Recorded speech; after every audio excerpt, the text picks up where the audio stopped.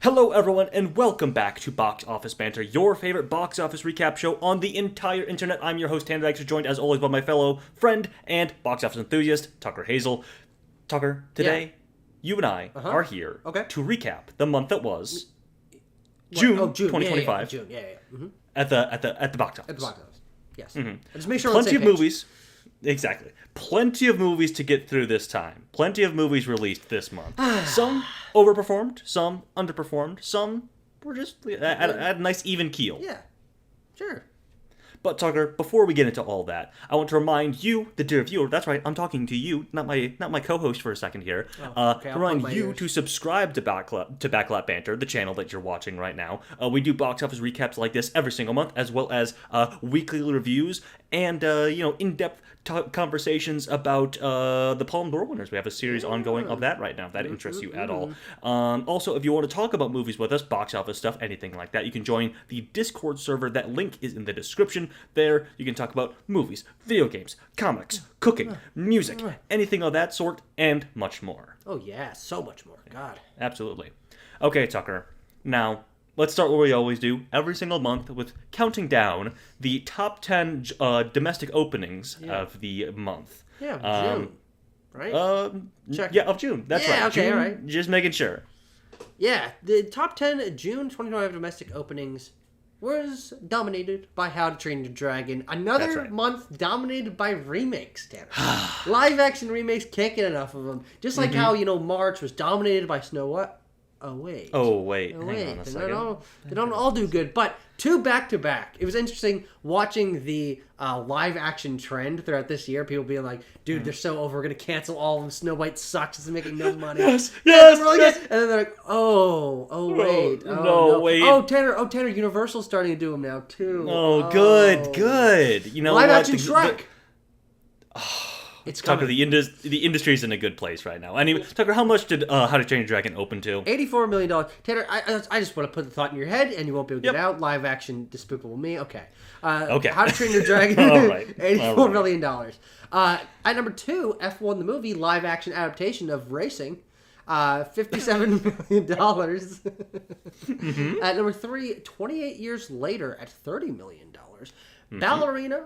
From the world of John Wick, if I may be so bold.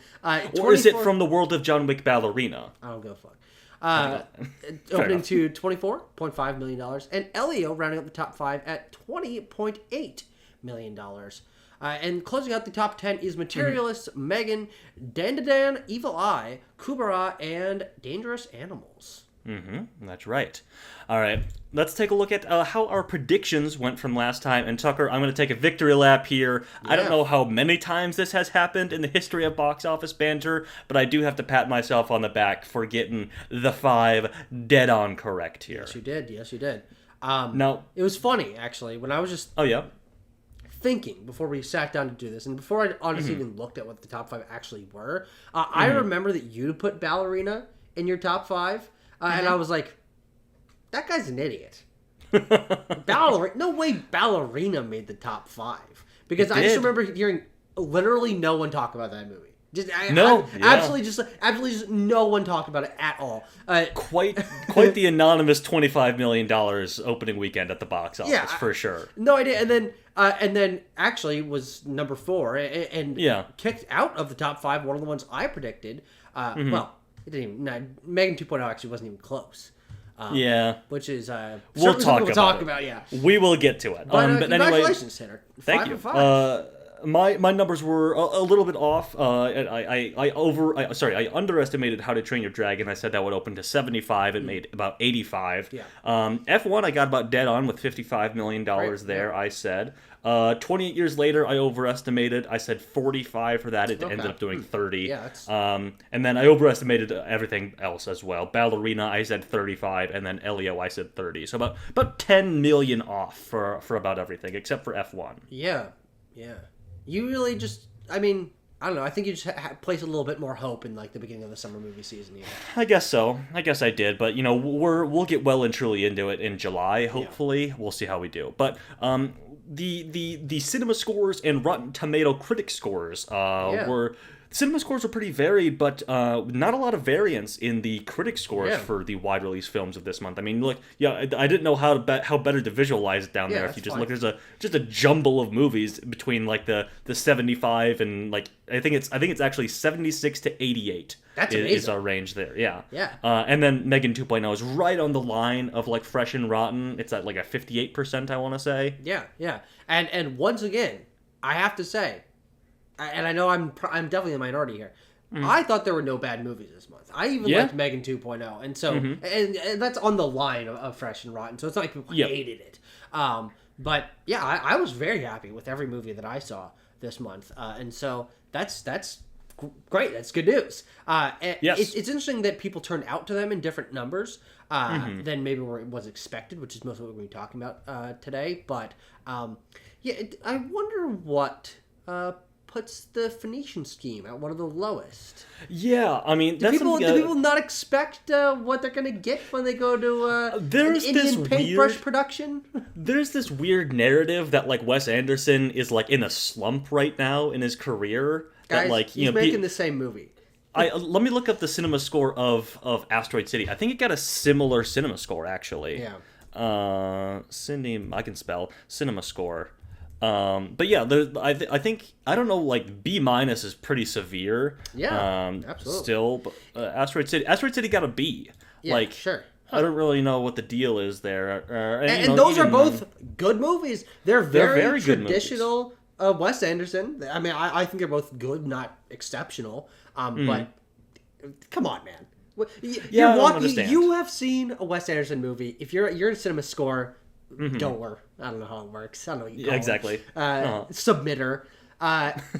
You know what you're getting, and you walk in. How are you disappointed by the Phoenician Scheme? I don't really understand that. Like, Materialist being in the same tier, I understand that was a divisive movie, that there was plenty of discourse around, and like people are definitely sold on it being a rom-com when it's definitely not that, and people were sort of disappointed or even angry at the marketing of that movie. Yeah, but, like, Phoenician Scheme. Well, I don't know. What were you disappointed about? What could he have done different, frankly? I don't exactly. And then I think you have certainly like the two biggest crowd pleasers of the month up in that A tier with How to Train Your Dragon and F1. Yeah. And then Elio's up there too, a film that we'll also talk about that was an underperformer, but in the classic classic scenario where people who went to go see it liked it. Yeah. Same thing goes for Megan 2.0 on a certain level, and Ballerina. B+ is pretty good for a Blumhouse movie. Exactly. Well, it's better than the first film. It's better than Megan. Yeah, Megan got a B. And so I guess they have solidified a sort of fandom of Megan that didn't really come out for it. We're getting ahead of ourselves. We're getting ahead of ourselves. Let's talk about Ballerina, or From the World of John Wick Ballerina, which was our first major release of this month. On a budget of $90 million, it is now on VOD. It has basically tapped out its theatrical run at about 110 worldwide, with domestic number of only like about 57. Yeah. Certainly a disappointment for the Lionsgate folks and the John Wick producers as well. Yeah, it's interesting because you kind of felt that they weren't particularly confident in this one. I mean, not a bad idea to try to expand the John Wick universe. I think people in general find it kind of interesting. They tried that show, The Continental. I don't know how that did. It was on Peacock. I don't even know how you tell that, to be honest. I mean, I'll look at the Rotten Tomatoes for it to see if people liked it. Yeah, but especially in the theatrical role where you know that John Wick is something that works. You put in good action. You should get good dividends, but I do think that I think it's a character work. I mean, I think that John Wick's, particularly Keanu Reeves, and his stunt work is what sells people on these movies. And interestingly enough, actually, Ballerina is the only one of these movies I didn't see. But as far as I know, still good choreography, good action. Absolutely. Yeah. I mean, the action is the action is like the only good thing that I like about this movie. The story is kind of underwhelming, honestly. And Ana de Armas is like solid in it, but the action is where this movie sings and soars, and why it's my score of a 7.2 there, which just tells you sort of how much it carries this movie. Yeah. But yeah, I don't know, like what didn't really connect here with audiences. I mean, they really emphasized John Wick's return in this film. Yeah. I saw some speculation / reportage that, and I think this is dumb, but also the general audiences are dumb, that calling it Ballerina might have been the issue. That Ballerina doesn't scream like action movie to people. I mean, I agree with that, actually. I think it's just a generic term, right? Yeah. I think maybe a stronger character... What is Ana de Armas' character's name? Do you remember? Is it a good enough character name to title a film after? No, his name's it's like Claire or like Rachel or Alice or something like that. It's Eve. Yeah, you can't call your movie that. Yeah. But I think here's the question, Tanner. Yes. How often does a spin-off movie really work? Like people get really excited for a spin-off. What are the most successful? I mean, Hobbs and Shaw films? Was a pretty big deal. True. But then at the same time, you have some of the biggest movie stars working today, Dwayne The Rock Johnson and Jason Statham, attached to that, like dual, like head to head in that. I wonder. Yeah, I think that's more the sale factor of that one is 2019 Rock. Yes, exactly. But like Furiosa underperforms, Solo underperforms. Like spin-off films are not, especially when it's something else and then like, okay, here's the franchise name. They're kind of small on the bottom. It's not a main series entry. I just feel like audiences are smart to that and just don't really care. Mm-hmm. Okay, Chucker, I have a list of spin-offs here for you. This is from the Numbers box office. Okay. Some of these I would certainly say don't count. So I'm going to exclude like Deadpool and Wolverine. They have Deadpool and Wolverine on this list. What is that is not a spin-off. Deadpool? X-Men? I don't know. Both? Minions. Yeah, I think so. It's now it's a sub franchise. It's its own series now, but they're so close together. Yes. Yeah. I mean, the Minions are the selling point of Despicable Me. So I would say, they got Rogue One on here. That's Star Wars. I mean, I guess it counts, but also it's a huge. That was the first one, though, and I think that's it was the second movie back. After 15 years, no Star Wars. Exactly.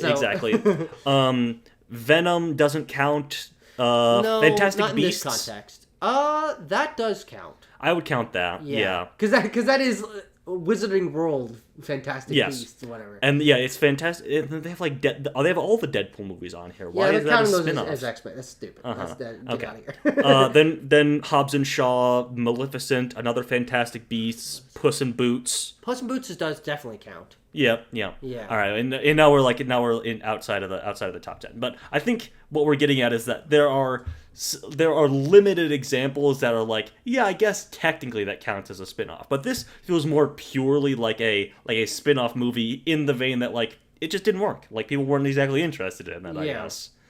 And the interesting thing is, like, even with that top 10, Tanner, there's a couple of those where I'm like, does that even really count? Like, exactly. I don't know if people view it as a spin-off. Certainly, we would feel that way about Deadpool, but I don't think people see Minions as a spin-off. It's all this big fucking yellow butt banana mush. Well, you know what? Whenever we get the live-action Despicable Me, you already prognosticated.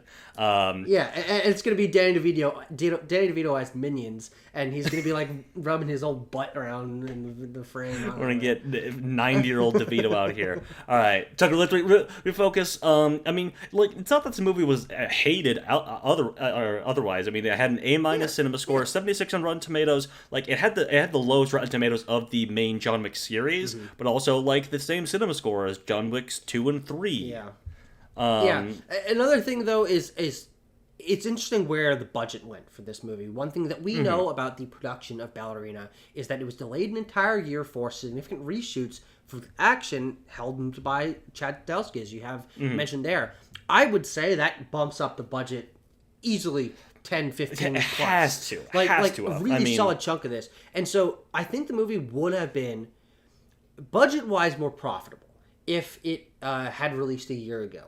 I don't know if it would have made as much money, though, if the quality wasn't there. And so it's really one dozen in the hand, half dozen in the other. I don't know how many dozens in the hands. I mean, as we often say, like a delay like that, like a full year delay, when we will talk about another one this month as well, is basically you remaking the entire movie. You're making the movie twice, which does contribute there for sure. And relating to our spin-off talk, they are apparently still moving ahead with the spin-offs. One starring and directed by Donnie Yen, and an animated prequel film. Both of those are still in production. I don't know if the animated prequel thing sounds like a streaming thing to me. I don't know if that'll be like a theatrical release, but I mean, I hope so. We'll be interested to see how that pans out. Yeah, it'd be interesting. I just don't. Again, I think that they're chipping away at nothing here. I mean, it's not that they couldn't be good projects. I think also, I think you mentioned Donnie Yen, I think directing that movie. Yes. Could be Super cool. cool. He's obviously a really talented choreographer in his own right and an action star. So that would be very cool. He's one where it's like, okay, well, Is he someone that people think of as like a John Wick character? Donnie Yen is also like not a star in the United States. He's not, no. So yeah, I don't foresee either of those being particularly big. If they are managed properly in terms of their budget, they could be decent sized hits. I think this being over 100 million, and then this just being excellent streaming fodder, it means that Ballerina is not going to be a total sink, but it certainly is not profitable in the theatrical market, and wasn't probably the hit they were hoping for with the title of John Wick, and also because up to this point the series had been a climbing one. It had been every single entry had made more than the last, and this is the first time, of course not a main series one, but first time in series history. Is this the lowest grossing? What's the first one at? I wonder, Tucker. That's a good question. John Wick. I spelled it wrong, but that's okay. Google knows what I mean. It's got a real complicated name there, yeah. John Wick made first film made 86 worldwide. Okay. Oh wow, that was sort of small. All right, so yeah, it's not even the lowest grossing, but and I'm sure that movie had a tiny budget. Yeah, I'm sure. A budget of $20 million for John Christ. Wick. Oh my God. Well. It made 43 domestic as well. So this film, Ballerina, also outgrossed the first film domestically. So unadjusted, specifically. Of course, for a decade ago now. But yeah, I mean, I like this movie. I wish people had gone out to go see it because honestly, outside of like the Keanu Reeves movie star factor, I don't see a lot of ways that this is like that much different than like a John Wick 2 or 3. Frankly, in terms of quality, doesn't quite hit the Chapter 4 highs, but what else does? Okay, should we move on, Tucker? Yeah. Speaking of Wes Anderson, the man is consistent. You know what you're getting. We mentioned this earlier, and Phoenician Scheme does what he does. That's what he does. That's right. He puts in his budget and it makes it back. It makes it back. So this hit last month, actually in May, we talked about how Friendship had the highest per theater average of 2025. That crown was quickly taken by Phoenician Scheme, which on May 30th actually opened in 6 theaters in New York and LA and made $93,000 per theater that weekend. Yeah, and I like what you noted here of the demographic skewing young, with over half being 18 to 34. I honestly think, and I was thinking about this as I was like eating my lunch today. This screams to me that the Letterboxd crowd isn't a insignificant chunk of the film going market. Not really, because that's the 18 to 34 is the online Letterboxd using film fan. Yes. Young 20-somethings in early 30s. And Wes Anderson is one of the big names. He's one of our favorite directors. We are squarely in that demographic. Yes. We both went to see this. I took my dad as well, so he balanced me out and canceled out me being the demographics. Sure. Because he is not 18 to 34. But I think that's very interesting that his fan base skews a little bit younger. Absolutely, he is a young person's director, and it's interesting how he has like held on to that title, having a career that has now spanned a better part of almost 3 decades now. And it's really interesting that is consistently where his audience lies. Yeah, it's also interesting that his casts don't skew particularly young. There's always, or almost always, usually younger characters. True. Yes. But the majority of his cast are stars that are not necessarily past their prime, or still big names, but not leading films for the most part. We have Scarlett Johansson in this one, but they're like middle-aged or older character actors, and then maybe like one or two like, holy shit, this is actually a big movie star, like a Tom Hanks or a Scarlett Johansson in this. But like Benicio del Toro is a character actor ultimately. He's not opening any other film outside of a Wes Anderson one. But I think that's really where his strength is, or like Jason Schwartzman for that matter. And everybody in the Anderson troupe, and they all like working with him. I mean, I think this was more widely reported in Asteroid City a couple years ago, when basically everyone was like in awe. I think that was the first time that Johansson and Hanks had joined. I think that sounds right. Yeah. That like, holy shit, Wes Anderson had Tom Hanks and Scarlett Johansson in this movie. How is he affording this and then like keeping these budgets so low? And it was reported that like these movie stars like take massive pay cuts from their usual asking rates to be in a Wes Anderson movie. No, the price of a Wes Anderson movie is usually what you're paying Tom Hanks and Scarlett Johansson to make a goddamn movie. More than that, actually. Are you kidding me? $25 million for Scarlett Johansson. She scoffs at that. She eats that for breakfast. She spits on that. But no, like Wes Anderson has established himself as like an actor's director and a young person's director for the general audiences. And he's carved out a really interesting place and has a consistent flow of cash from his financiers, who I recently learned about a couple weeks ago, with this billionaire guy who like owns the Criterion Collection and also Indian Paintbrush and like all this art house film stuff. I was like, he's got a consistent cash flow. He has pumped out now 4 films in 5 years. And is like showing no signs of slowing down. I'm really excited. Yeah. It's interesting though. The only thing we have left to talk about here, because Cinema Score is consistent here, Rotten Tomatoes is consistent, IMDb is consistent, budget is consistent. But this made $20 million less than Asteroid City, when by every metric the movies are of similar quality, similar style, from my memory, similar levels of marketing. I think the only thing that I can mentally sort of tell might have been different is that Asteroid City had a couple of moments that might have gone viral, that hit with that audience, that might have bumped that up a little bit to maybe a little bit bigger than is usual. I don't really remember what his other films gross, but just given how similar largely Asteroid City and Phoenician Scheme are, I think they're both very good movies, but they occupy a similar space in my mind. The fact that 53 and 35 is within that scale, a very large gap. I find that very interesting.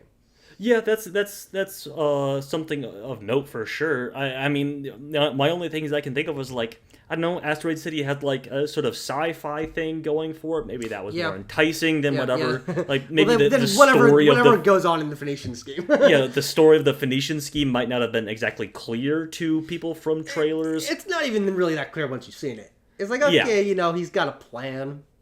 And even then, like we already mentioned, Scarlett Johansson is like a much bigger part of the marketing and the film Asteroid City than she is for like the Phoenician Scheme. It's largely sold on the star power. And so is Tom Hanks. Exactly, Tom Hanks. That's actually very interesting. I think that might also have contributed to it.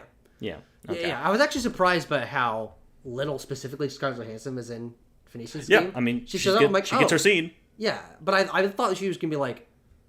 She was like join the troop or whatever, but she's like mad at them, and then she leaves. She does leave. Yeah, she's incensed that Benicio del Toro wants to marry her or whatever. Yeah. What a fun movie! All right, lovely. How to Train Your Dragon, the live-action remake, the second live-action remake to light up the box office in 2025, has so far made a global haul of $516 million and climbing really showing no signs of slowing down here, especially internationally. It's making a lot of money internationally, outgrossing domestically. You see 292 to 224 there. On a budget of 150 million, they've already greenlit a sequel for this. They greenlit that like months ago because they knew that they had a hit on their hands here, and they were correct. Yeah, and because they just got to keep this train running. The thing that really sells this to me is, one of their main attractions at the new Epic Universe theme park is How to Train Your Dragon Isle of Berk area, and so you got to keep that relevant. And so I believe it's How to Train Your Dragon Nintendo. Is that a Minions world? No, there's not. There's definitely a Monsters, which is interesting. Yes, there's really cool Universal Monsters world. Yeah. Here, I'll pull up the Epic Universe lands. Yeah, I can picture the overview image in my mind. What are the other Universal properties? Let's see here, Tucker. So you said Super Nintendo World. We got Isle of Berk. Oh, Tucker, we're forgetting a huge one. Harry Potter. Oh, of course. Well, yeah. I didn't even because I think that has its own thing. But you're right. Yeah, of course. Then you have the Dark Universe. That's actually interesting though, because Universal doesn't make those films. That's but they have the theme park rides. Yeah. Just because Warner Brothers doesn't have a theme park. That's a good point. Yeah. Okay. Yeah. And then what's the other one? And then there's one here called Helios? What is that? What? I'm just trying to think of the pillars that we might see them lean into in terms of films coming up. And I do think this is going to be one of them because this was such a big deal. And so you're right. I'm sure a sequel is on the way. And I think we see that in 2 years. Yeah. It seems like those are the big four, honestly. This Helios thing, I think, is like a park-specific hotel name that they have. Okay. And then they have the entry area that's called Celestial Park or whatever. But yeah, the four brand columns would be Nintendo, Dark Universe, Harry Potter, and How to Train Your Dragon. Dark Universe. Yeah, I don't know. That's what it says here. It actually does? It's Dark Universe. Oh, is it coming back? Oh. But we'll talk about we're getting the Mummy next year. Getting hyped. Okay. Yeah, that's a good point. Well, and I don't want to go on this tangent for too long. No. But if they're really going to sell Epic Universal Monsters as one of their pillars, they have to have a slate of films to support that. It's what? Lee Cronin Mummy next year. Lee Cronin, the Mummy. We're also getting another. We're getting another Evil Dead. That's true, but that's not a. Oh yeah, that's Monsters. Right. Why am I thinking? Why was that? Oh yeah, because Lee Cronin worked on Evil Dead. That's right. Correct, that's what I'm thinking of. Well, that'll be interesting. That's something for us to philosophize about. It's what kind of Universal Monsters can they do? Also, are they really going to do that, or are they really just trending on the concept of there's Frankenstein. Culturally, know what Frankenstein is. Yeah. I just think that it doesn't hurt them to keep trying, frankly. I know that absolutely monster movie adaptations are very, very hit or miss. Well, yes. But we'll always see them. We're always interested. People always want the monsters, dude. People always want monsters, and people apparently always want dragons. One of my favorite moments in the How to Train Your Dragon franchise is at the beginning when it's panning over the Isle of Berk, and Hiccup's but we have dragons. In this hiccupy voice. I love that moment. Yes. So we've talked about this. I did some research. To my knowledge, this is indeed the first live-action remake of a major film IP not produced by Disney. That's pretty amazing, actually. Yeah. I did. They've been doing this shit for a long, 20 years, with even the 101 Dalmatians and stuff like that. Yeah. There have been, of course, the Flintstones or whatever, but that wasn't. That's not a film IP of any sort. That is just an adaptation of an animated TV show to film. But no, to my research, I think that is the case. With a marketing budget of around $100 million, I mean, this one was marketed to hell as well, and it definitely paid out for them. It opened to $85 million here. And yeah, I think I don't know what else to say is in just that man, people really did just have an appetite for this. I noted here, this is really interesting. Speaking of the international market, it had the biggest single-day opening for a live-action film in China since 2020. Yeah, this decade, the biggest opening for a live-action film. And where you can, and that's where you see that international total climbing, because that release in China is already a limited selection. Success in China is, since the pandemic, an incredibly limited thing. And so, very interesting that this is something that hits over there. And you know that's factoring in when they're like, oh gosh, what can we do to make money? Exactly. I also did a little personal count here, because this is the 5th PG-rated film to hold number 1 for multiple weeks at the domestic box office this year. Only 8 films have done that, and 5 of them have been PG-rated. I think this is pointing to an observation I've heard a couple of times surrounding box office success this year, that like the PG rating is like the new gold standard, essentially. Sure. Like to get families in, especially. You get families in, because for a long time, like PG-13 was the rating. That was all the MCU films. That's Star Wars. That's everything. Sure, yeah. But now PG is kind of the way to go. It seems, at least from the track record so far this year. Yeah, I mean, then also, I think it actually more points to the failure of the pillar IP that were PG-13. Fair enough. Yes. The fact that the Marvel movies, and there are no Star Wars movies that are being leaned on. We're not getting, there's no Fast and Furious this year. Like those big PG-13 action franchises are limited now, or at least on sort of the decline in terms of their popularity. So... interesting to note, though, that's kind of what's dominating this era is something that all people can see. I took my family to see this. There's no children in my family, but well, we're all children at heart. That's right. We see Toothless John in the dirt with a giant stick. We're like, yay! Okay, Tucker, I also want to do a quick quiz time, as I always like to do here. Can you name... What are the other 3 non-PG movies that held that number 1 spot for multiple weeks? I have no fucking idea. One of them is two of them are MCU titles. Then it's the 2 of those. It's the 2 of those, and what's then the other one then? I'm sure it's obvious. It's pretty obvious. Big box office success of this year. No, Minecraft's PG. Minecraft's PG. Lilo and Stitch is PG. Basically looked on as like the biggest box office like serious movie success of this year. Like definitely not for kids. I will say that. Tanner, I'm brain farting. Oh no! Box office. It's Sinners. It's Sinners, of course. Oh, I didn't realize that was number 1 for multiple weeks. It repeated just once for 2 weeks. Well, that's for kids that are cool. That's true. I think was there a kid in my screening? I don't know. That's what I was thinking. Is like, if I was a kid, I would want to see that, and I would absolutely. Awesome, and everyone would love me, and I would have 5 girlfriends. It would be awesome. Yeah. Okay, Tucker. Speaking of having 5 girlfriends or 2 boyfriends, Materialists. A24's Materialist opened on June 13th. Rare for us to talk about an A24 movie on this, because usually they are surprisingly small releases. I mean, in our circles, we always know what A24 movies are coming out, but Materialists, that one hit a chord.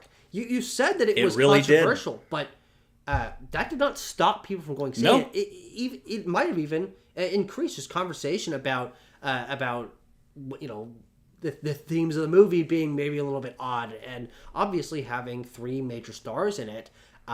This is one of A24's biggest films. It is. It was the 3rd biggest opening, dethroning Heretic from last year. No film has yet to crack the coveted number 1 since Civil War from a couple years ago as well. And then number 2 has remained for many, many years. Hereditary has still stuck around up there for them. But yeah, I mean, this was a huge... I mean, it opened to $11 million on a budget of 20. It has made $45 million worldwide. And I looked, and I was expecting like a pretty steep second weekend fall off, and it didn't really have that, once the word of mouth got around, because It has an 80% on Rotten Tomatoes and, yes, a B- cinema score, but people still went out to go see it week after week. And I think we can maybe attribute that to some of the polling that came out here, if we want to take a look at that. The opening weekend polling found that 33% of the audience said that they came to see Dakota Johnson, which is pretty interesting. That somehow her star power, despite the Madam Webs of the world, has remained so strong. Yeah, but I feel like that might have helped in some way. That's Tucker. That to be completely honest, she's bad in that movie, and that movie is awful. But it's camp, like that's fair enough. It's the kind of thing where like she gets off relatively unscathed, despite being the star of Madam Web. Yeah, and you also have to think like it seems like a lifetime ago for us, but like in the minds of the general moviegoer, especially like the female moviegoer who really turned out for this film, she is 50 Shades of Grey. Like that's her. And then you also look at the male stars here. 43% said they came out for Pascal and or Evans, and 40% reported that they turned out for all three. Like none of them, no single person was like the biggest reason they came out. I mean, that's what I would have put.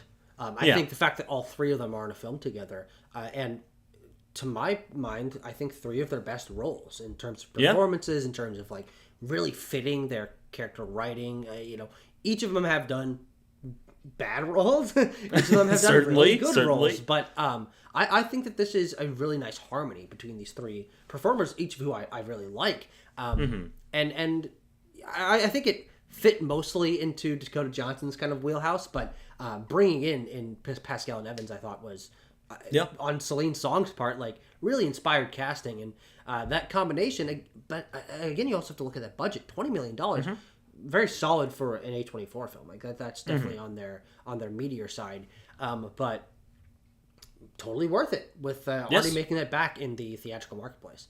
And then 2.2, just kind of the final note. I already mentioned 74% of opening weekend turnout was from female audiences, which is to be expected given the genre here. But only 50% said they would recommend the film, which I think points to what I kind of mentioned at the top there, is that ultimately it is a sort of a divisive film, especially if you're polling coming right out of the theater. I think you're going to hit, basically 50-50 there of people being like, I liked it or I didn't like it.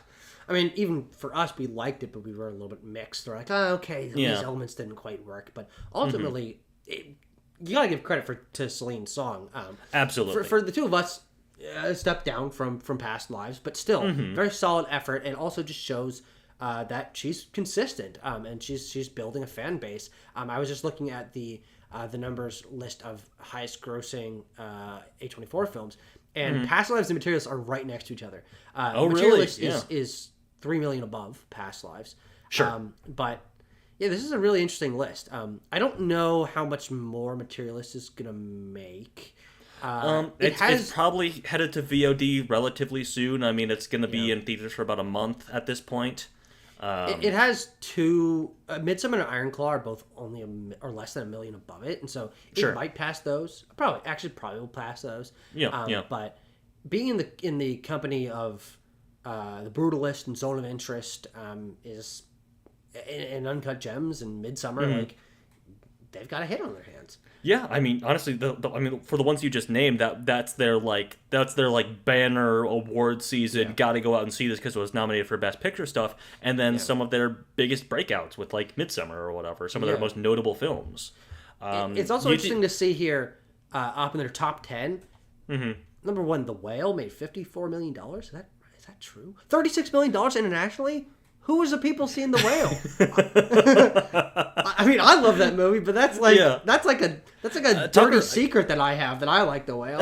Well, Tucker, again, I think it's the award season advertising of just keeping it in theaters from like December to February or March or whatever. People being like, I heard Brendan Fraser's really good in that. We should go check it out, kind of thing. Yeah, but this is not going to get awards buzz, I don't think. No, I don't think. It came out in the summer and was divisive a little bit. I think people will have forgotten about it by the time that the award season rolls around, and A24 has bigger titles they want to push for that season anyway. Okay. 28 years later. Yeah. Coming 23 years after the first installment in this franchise, also directed by Danny Boyle, had a budget of $60 million, has so far grossed $125 worldwide at the box office, made its budget back domestically, and has a roughly even domestic-international split. Which is nice, yeah. It was the biggest opening weekend of Danny Boyle's career. That's $30 really million. cool. Yeah, I mean, for a guy that's been making films for 30 years... Mm-hmm.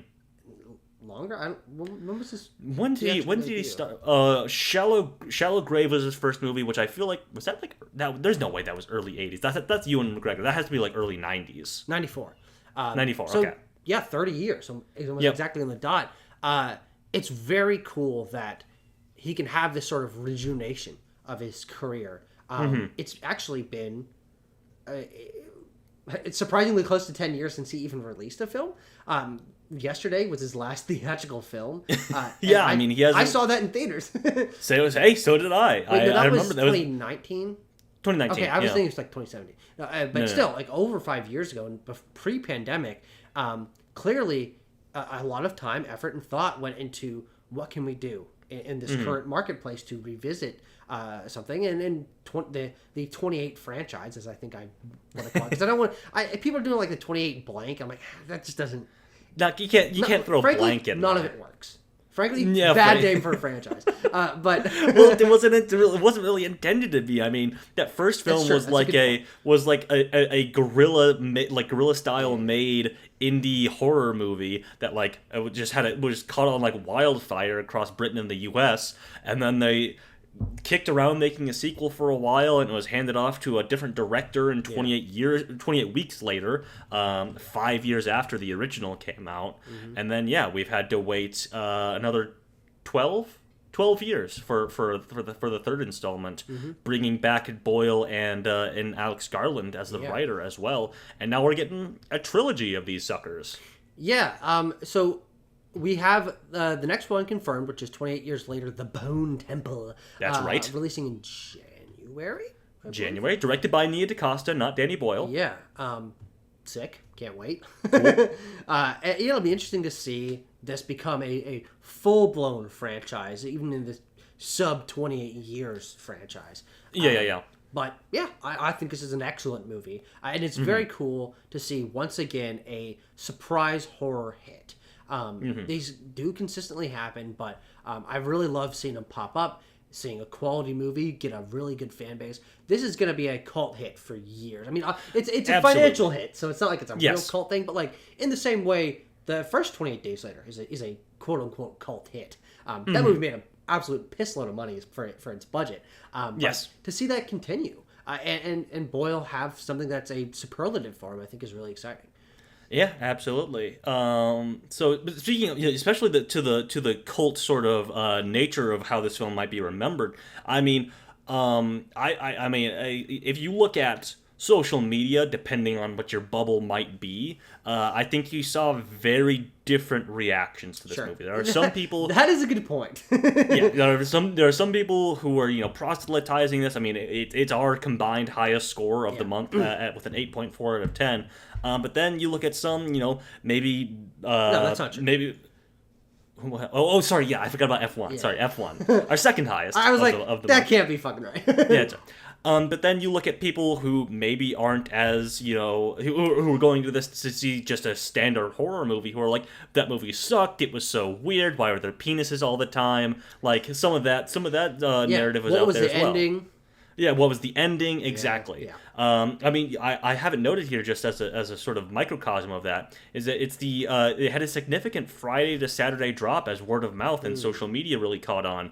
38% difference between Friday and Saturday, compared to like a 14% drop for another horror hit of other horror hits earlier this year. Final Destination, The Monkey had 14%, 15%. This had more than double that, and I think like the tracking for this was really hefty, like maybe looking at like maybe 40 million plus, and I think I think this is kind of this was the nail in the coffin. It did just fine, of course, but like it could have done that if there wasn't a broader, maybe negative reaction to the film, calling it too weird, not scary, etc., etc. Yeah, very, very interesting. The third one's definitely happening, given how big of a movie this was. I think so. I think so. Apparently, I recently learned that Garland has an outline for the script, but it has not begun writing that film yet. So we might not see it until 2027 or 2028, maybe like early 2028. But we'll see. Let's move on to Elio. Pixar is back. Well, no, literally. Literally. They have returned to the film sphere. They have returned to theaters. Well, they never actually left. But but yeah, this is the most frankly that they've left. Even with the Disney Plus era of the early 2020s, people cared a lot more about those movies than they do Elio, which is the lowest opening by a significant margin, actually. Pixar movie. It honestly just seems like no one knew or cared, which is fascinating. I was seeing trailers for this for a long time, and just given that I always am interested in seeing what Pixar has, and I love when they start a new franchise, try a new IP. I was ready to support it as soon as I could, but it doesn't seem like that is the case for most people.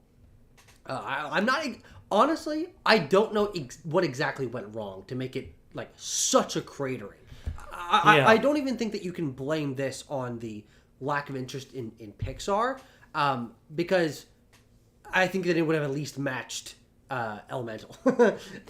So there's something about Elio. There's something about Elio that people just either didn't know about or weren't interested in. I think it honestly is. It had competition. You saw Disney flinch months ago when they moved it back a week off of June 13th because they didn't want to compete with How to Train Your Dragon. Yeah, that would have been weird. And they ended up competing anyway. Yeah, of course it did. Yeah.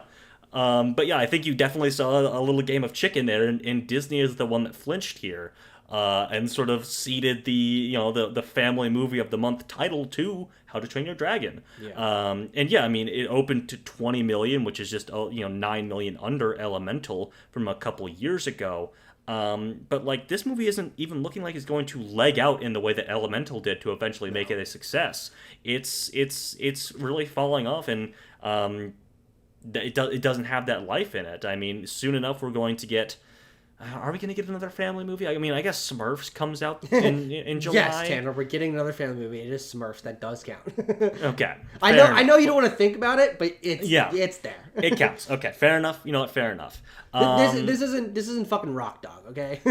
But like, will this film, Tucker, pop quiz hotshot? Will this film outgrow? Well, I think it will. Will it? I was going to ask, will it outgrow the last wide release? I was looking at the list of the highest grossing Pixar movies here. If you discount the 2020s Disney Plus era stuff that technically released in some theaters in the pandemic, discount those. The next one up from Elio, which is at the bottom, is Onward with $61 million domestic. This will make 61 domestic, don't you think? It's at 55 It's currently. already been 2 weeks. Sorry, I was looking at the international. Yeah. Definitely make 61. Yeah. Okay. So it won't be their lowest grossing. It will just outgross the film that they released right before the world shut down. Yeah, so that had had a week and a half in theaters. Yeah. That's just honestly, let's be real. That's impressive for Onward. Yeah, it made $61 million in a week and a half, basically. Yeah. And then the next one up after that is Lightyear, which made 120. Not even close. Yeah, exactly. Yeah, exactly. And frankly, I think that's because that's a little higher profile of a quote unquote flop. I think this is just going to end up becoming the forgotten Pixar movie, just period. Honestly, yeah, Tucker, I'd argue that it's already kind of there. And it's interesting, aesthetically and tonally, very similar to Strange World. Yes, and honestly, I would consider yes. that the de facto forgotten Disney movie. Yeah, absolutely, yeah. So yeah, we've talked about it. This film has been sort of kicked around the release calendar for the better part of a year, over a year actually, I should say. SAG strikes, film leadership changes. You can see there are 3 credited directors if you look on Wikipedia. And the credits of the film itself seem to dispute who directed the movie, which is interesting. And then of course story changes. If you look back at the trailer that released last year, it is vastly different than this film that was actually released. Because there's like alternate versions of scenes that are like, you're like, that's nowhere near what happened in the story of that movie. No. And it's not even like, oh, it's like a different line reading. No, that's like a different story. The villain of the movie was like a good guy or like a confidant in the initial trailer. It's amazing. Yeah. I didn't even remember that, and I watched it like, I can't believe how different this is. Yeah.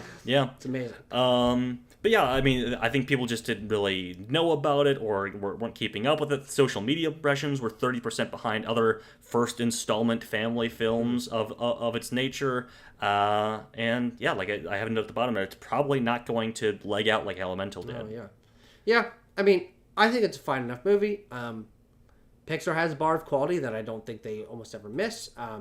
But it's definitely a tanker, frankly. There's no way to paint this in a good light. Yeah. And I will give credit where credit is due, because people always like to hand wring about like, oh, every Pixar flop that comes along the last couple of years are like, oh man, here goes Pixar, they're never gonna make an original movie ever again. And I think Pete Docter had a quote where he's like, no, listen, we're never going to abandon making original films. Yeah. That is the reason why we are able to make sequels like that make more money. Is that we make these originals. If we only gave, I think his quote exactly was, if we only gave people what they want and what they know, we'd be on Toy Story 27 at this point. I love that quote. Yeah. And so of course we do have Toy Story 5 upcoming. We do have Incredibles 3 upcoming, but then there's also Hoppers, which is about beavers. And Gato sounds interesting. They're trying out like a different animation style and everything. They're trying to reinvent. I actually think that's really exciting. I think so too. Is Pixar taking a different approach to animation style? If they can become a more fluid in terms of experimentality animation studio, I think that could help them regain a little bit of conversation. Cultural cachet. The interesting thing is they still do some of the best high quality 3D animation that's done, but it's not like particularly Illumination, Disney's Walt Disney Studios, and Sony Pictures Animation. All 3 of them, like, there's not a giant bar in quality between these big 4 studios. Like, they all do phenomenal animation work. And so what's Pixar going to do to kind of set themselves apart? I think that is a question. I mean, that is what made them a household beloved name critically and for general audiences decades ago. And I think they're just kind of being challenged in that arena now. So you gotta see how you gotta evolve. I'm excited to see it. Okay, Tucker. Speaking of arenas, let's go over to the racetrack for Joseph Kosinski's F1 or F1 the movie. I don't really know what you want to call it. But on a budget of $250 million, not exactly pocket change. No. It has made 293 so far, and is, I've said it before in this episode, but it really pertains here, showing no signs of slowing down. Yeah. Of course, this is one of the newest films that we have here, so we're nowhere near the end of its theatrical run, and we will be reporting back next month to see maybe where the movie kind of caps out, though, I'm sure it'll still have some gross past that. But at $300 million, this is... who's really happy about this is who's that? Apple. Those guys, yeah. Who have been trying, God bless and their failing, hearts, have been trying to get into the theatrical marketplace for the last few years and just been consistently putting massive money into movies that aren't making any of that back. And F1 is here. And it is... Yes. It's interesting that... this is their first big success in this area. And I think it also speaks to something that is an underserved market. And are actually surprisingly, never been served market, which is how has there never been an F1 movie? I don't know, because the sport really has just like super climbed to like global domination in my mind, at least in the last couple of years. Like I hear more about it, I see more things about it in the last couple of years. I think there has really been a flocking of moneyed interest to the sport this decade. And I think that it just kind of it seemed an obvious move for them a little bit to make this film. The inaugural season was 1950. I just want to make it clear. I was like, oh, is this like a newer thing now? Mm-hmm. No, not at all. Well, it's particularly it's always been like the international form of racing, but I think it's really gotten some footing here in the States recently as well. Because like you think of like the history of racing movies have always, even like Cars, which is fictitious, was always aping the style of NASCAR. Like that is the American sport, and now F1 is like contending, if not passing NASCAR in terms of American popularity. Speaking of, it's doing that in the States, movie-wise as well. Exactly. You had a massive marketing push, obviously across all Apple products. That is the benefit of some of these tech conglomerates having their own film studios that they can market their films across their stuff, like Amazon and Apple. Plus, just inundating F1 and NASCAR broadcasts with ads for these as well. I would like to talk to some people who are outside and not tapped into the film industry at all. Whenever I encounter them out and about, in the outside world. That sounds scary. I know, Tucker. It's scary, but if you talk about movies, it's a little less scary. That's what I found. The two films that these people have reported that they saw, they could not get away from marketing for. Not at movie theaters, just like watching TV, being on social media, everything like that, are F1 the movie and Jurassic World. Those are the two movies that they said they see plastered everywhere. And I think it has really panned out for both of those movies. Jurassic World we'll talk about next month, of course. But yeah, it is. What else do I have here? I have some interesting notes here, I think. Became the third film in the last year to make more than 20% of its opening weekend on IMAX screens. Obviously, that sort of branding has been huge the last few years and is only growing in terms of like, hey, see this on a big screen. If you have an IMAX screen near you, go see it there and give us a little extra cash for that. Why don't you? Yeah, and if you don't have a movie like theater subscription like we do, that makes your things a little bit more affordable. Those ticket prices are crazy, and dude, I bought a giant group of my friends. I paid for all the tickets. They paid me back, but I for a Sinners in IMAX. And there was like a $250 charge on my car. I'm like, oh, Jesus, fuck. Yeah. But the crazy part is, it seems like people appreciate that premium experience. And so the movie marketplace is in a really interesting place now, where the people that care are willing to actually pay quite a bit of money for a good experience. Yes. But also the higher prices are pushing people away from going to the movies. And so I think it is ultimately where we're kind of balancing out, where it's like, okay, we're doing pretty good, we're not doing great, but it's mostly because the audience that the theaters do have seem to be more and more willing to to pay a little extra to get a little extra.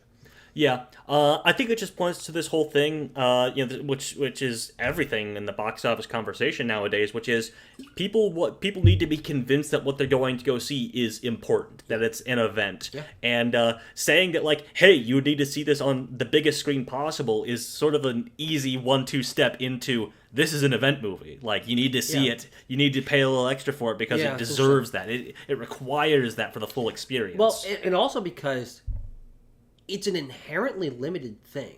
There aren't that many premium format screens, period. No. And the interesting thing is, in terms of acquisition of those screens, it's different every week because movies only have these screens for a limited amount of time. You can't just go and see them a month later on these big screens because something else will replace them. Yeah, and that's true of like your standard PLF premium format screens that are at any given theater, but also like IMAX specifically is a separate really specific one. is a separate company who makes deals with studios to be like, okay, here's how many weeks we will show your movie in IMAX screens. F1 locked that down for 2 weeks. Jurassic World Rebirth is not in any IMAX branded screens. You can go see it on the big screen, a PLF screen. And Tanner, won't be. No. Because Superman comes out this week, and Fantastic Four is 2 weeks after that, and those both have, I think, probably at least 2-week deals. Yes, I mean Superman probably has a 2-week deal, and then I can't imagine. Maybe Disney shelled out big time for an IMAX deal. For Freaky Friday? Wait, I meant for Fantastic Four. Yeah. What's going on in August that might replace that? I mean, Warner Brothers might have locked down IMAX for like Weapons, which would be 2 weeks after Fantastic Four. Yeah, I don't know. But I don't know. But I know Sinners also has an IMAX deal to return to IMAX screens sometime this summer, fall, something like that. That's interesting. Yeah. That's probably August then. Maybe. But yeah, it's just interesting to think about how heavy that association has become of IMAX and these big movies. Almost every Superman trailer ends with the, "Hey, buddy, eyes up here," and then he goes, "It's like, see it in fucking IMAX, you shit." Yeah. I'm Superman. Bam. If you go to see Jurassic World Rebirth and anytime in the next couple of weeks, you will see the Odyssey teaser trailer, which says filmed with IMAX cameras exclusively. Only IMAX cameras used for this film. Which is funny because that movie's not only going to be in IMAX. No, it's not. But Sinners was partially filmed in IMAX. Correct. Same with like Avatar. The Odyssey is the first ever film in Hollywood history to be filmed all in IMAX. Interesting. I wonder what that experience is going to be like not on an IMAX screen then. I'm sure. Know. I mean, and I just recently saw. Oh yeah, Dune Messiah. I might honestly be curious to see it not in IMAX, just to be like, what the heck? Is that going to be any different? Am I going to tell? But I just learned. I remember that because Dune Messiah was just announced to be the second film in Hollywood history that will be filmed entirely in IMAX. Interesting. Yeah. Yeah. And then, because you got Villeneuve fucking sniffing at Chris Nolan's boots. Exactly. All right. And anyway, Tucker, back to bunch F1. of good stats. It's a big deal, and people like demographics, the tracking, the drop off, and everything like that. It's pretty good. Another big win for Apple. Big win for Warner Brothers, who distributed this. Yeah. As well. Final note: I believe there are talks of a sequel. Yes. So, just goes to show that now Apple's got something that's a hit on their hands, and I think it's actually very smart to reinvest back into this and continue it forward, because also racing movies are a market that is just underserved in general. I looked up Box Office Mojo keyword car racing, and Fast and Furious, I'll give you for like the first 5 maybe. Whoa, five might be pushing it, Tucker. 5. I'll give you the 4 might be pushing it. Well, the first 3 for sure. 3, well, there's racing in 2. 2 is also about. There's racing in 2. But 3 definitely is. 3 is all about racing. Yeah. 4 is about like. Nah, that's where cartel the weird stunt shit comes in. Yeah. 2 is racing, and then they like jump onto a boat, and you're like, whoa, and then they're like, cha-ching. Exactly. But like almost all of the highest grossing quote unquote car racing films are Fast and Furious, and then also the Cars series, which are certainly racing films. Obviously animated, which gives them a little bit of a different. Well, Tucker, I think you'll find that the second one is a spy film. Yeah, but it's like spy things happening at racetracks. That's a good point. And then there's like Talladega Nights, which fair enough. Ford v Ferrari, Days of Thunder. Right. But like Tanner, F1's actually outgrossed almost all of these, and so it might actually end up becoming. Cars 1 is at 461 worldwide, unadjusted. This might get there. It could touch probably that. Get there, yeah. So it honestly might become the highest grossing non-Fast and Furious. Because Furious 7's at the top. That movie made a fun. Yeah, exactly. We already litigated this, yeah. But like, I don't even think there's a moment of racing in Furious 7. Is that the one that has the race war? that they call the race war at the beginning of the movie, which is crazy. Jesus. But to my point is that I actually think it's smart for them to do a sequel. I wonder if they can get Kaczynski back. I don't know what his project lineup is like, but they're writing Top Gun 3 right now. That's true. Maybe he can alternate. Maybe. It'll be Tom Cruise and Brad Pitt like tugging on his freaking collar back and forth. Yeah. But I think it's good to do another one of these because racing movies are a genre that is just, I guess, historically underserved, which is kind of interesting. Yeah, kind of weird. Yeah. Okay, let's round it out. Tucker. Last film that we're going to talk about here today, new film, is Megan 2.0. And Tanner, let me play Caps. A fallen hero. Megan, that's right. The hero we thought we needed and deserved, a horror icon for our times. I want to talk about it. I want to talk about it because I think the horror icon status was overblown, overhyped, Tucker, and I think we have seen it bear out in the box office performance of Megan 2.0. On a budget of $20 million, it opened to a paltry $10 million. Has made $30 million so far. I mean, that is so far below what I was expecting, and obviously, especially at Blumhouse. What they were expecting. It's actually impressive how big of a drop off this is, and I think Tanner, to the point you're about to make, does show that first movie was an anomaly and not necessarily indicative of anything that was lasting. Yeah, I think what I did is I found really interesting. Jason Blum went on the very famous Hollywood industry podcast, The Town, to do a breakdown.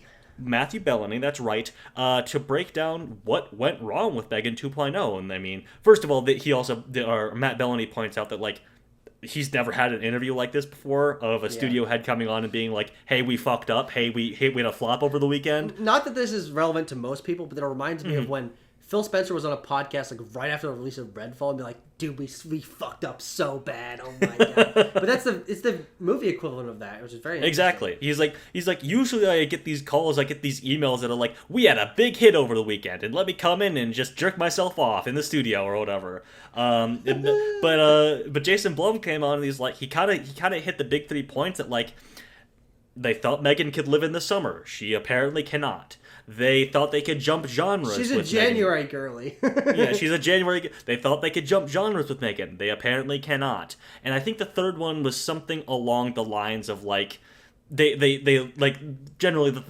overplayed their hand with how iconic she was, and making that the entire marketing campaign of the film. So hey, you love Megan, right? Everyone's like, I mean, I guess I kind of like that first movie, but what is this marketing where you're like, hey, you're the world's biggest fan of Megan. Everyone knows Megan and loves Megan.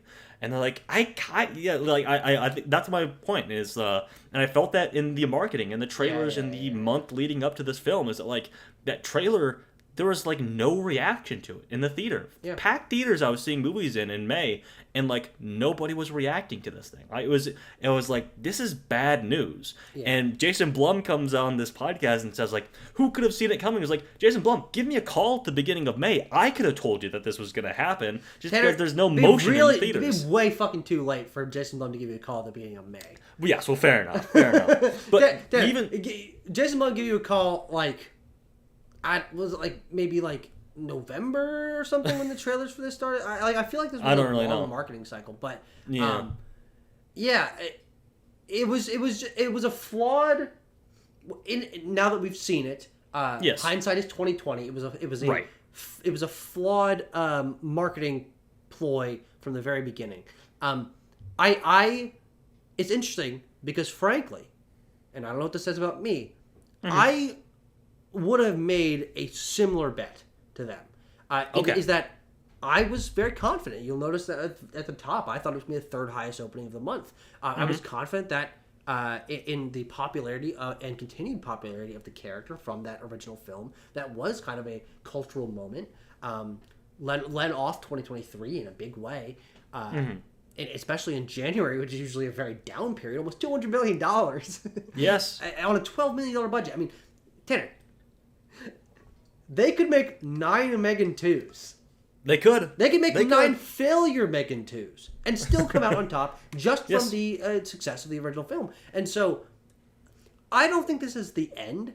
I think you can take a step back and bring her back in 3 to 4 years and do a slash Megan goes on a rampage is a slasher. Go back to basics. Like an R-rated dark Megan 2.0 where she's like fucked up, or Megan 3.0, whatever. Because I do think there still is potential there, and especially with like as irony coded as this series is, I think you can take one on the chin and come back stronger.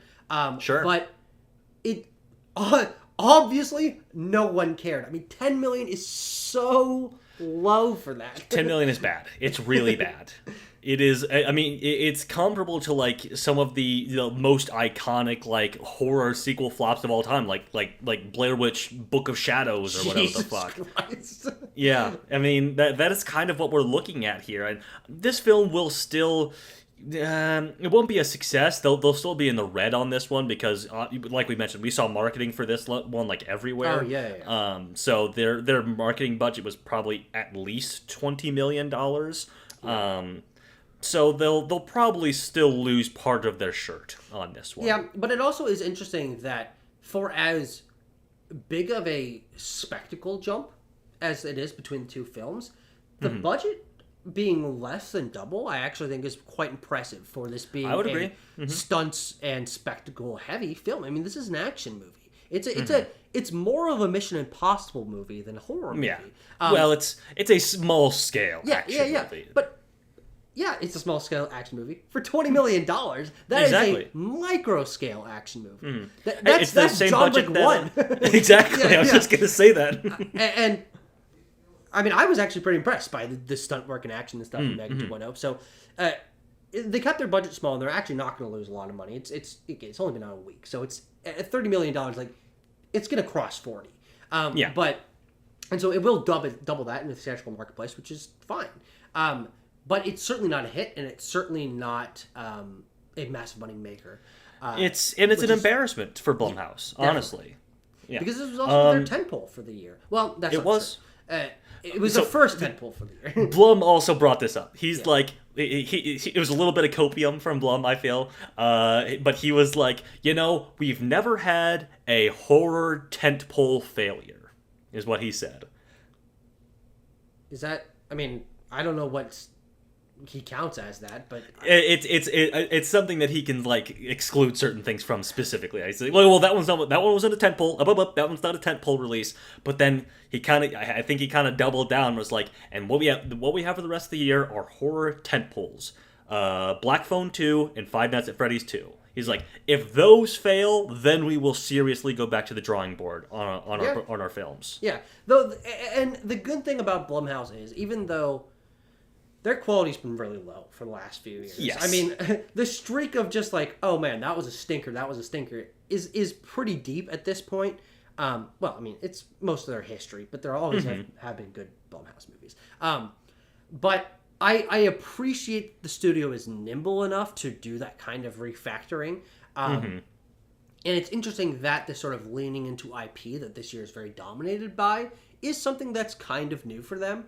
But I don't know. I don't know how this is going to play out. I think there's no shot Friday Freddy's 2 doesn't make enough money to pay for 10 years worth of Blumhouse movies. It'll do well. That one will do well. Black Phone 2 is a little bit more of a question. I still think it'll turn out well. I mean, it's an October horror movie. It's arguably the October horror movie of this year, unless I'm forgetting something. Actually, let me look. Am I forgetting something? That actually sounds kind of crazy, but is it just a smaller year for horror? I guess. I guess so. I mean, there was supposed to be a Saw movie. That's not happening. There was. I mean, yeah. I mean, it's Black Phone 2. I mean, maybe like some smaller stuff will pop up as we get closer to October. But crazy. Like right now, it's like the big movies releasing are like Tron, Black Phone 2, Mortal Kombat 2, and the Springsteen biopic. Oh, that's a weird month. I mean, yeah, and then Begonia comes out on the 31st. Oh, yeah, but that doesn't. Yeah, that doesn't move the needle. Yeah, that's very interesting in terms of where this year leans in terms of horror. Yeah, I don't know. Interesting. I think we probably would have been looking at the release of another Exorcist movie this year. Well, yes, I think there was literally one on the calendar. Yeah, and that's awesome. And even the Mike Flanagan one that was on the calendar for like next March got removed recently, just because he's slam jammed, he's busy.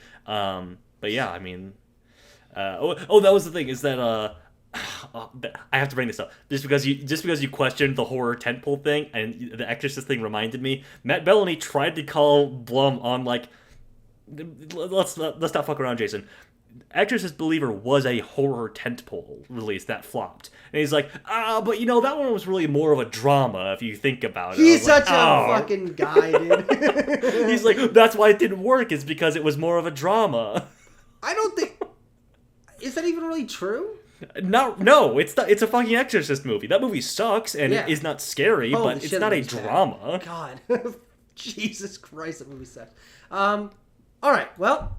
Let's move over to our final closing bits of this episode. Yes. Reflecting on last month, which was much more of a month of highs. Yes. And Thunderbolts closed out at $381 million. Surprisingly, not too far behind is Final Destination Bloodlines at $284. Just absolutely massive hit for what that movie did. Mission Impossible Final Reckoning actually almost doubled. And I don't know how much it's still making, but I looked and it's being reported on a little bit like Mission Impossible doing surprisingly well. I mean, for a movie like that at this point in its run is like still making like over $1 million a day basically, which is really impressive. And that's just counting. That's internet. That's worldwide, I think. But like this is still a worldwide international movie as well. But it's sort of being eclipsed by just the legs on Lilo and Stitch, especially, which is taking a little longer than I would have expected to hit $1 billion, but we'll get there. Yeah, it's interesting how the just coasting at or below $1 billion is like the new big movie now. Exactly. I thought 4th of July weekend would be the thing that pushed it over, but I think that How to Train Your Dragon is kind of the spoiler for both this and Elio on a certain level, which is funny because we mentioned it's a different studio breaking into the live action remake game. And it's interesting that is kind of taking the wind out of the sails of Lilo and Stitch being like a more immediate $1 billion success. Tanner, I think it's Universal just in general that has been really taking massive bites out of Disney's dominance in terms of especially their family-friendly side. But I mean, Illumination is the most consistent modern, currently active animation studio. Family fun generator.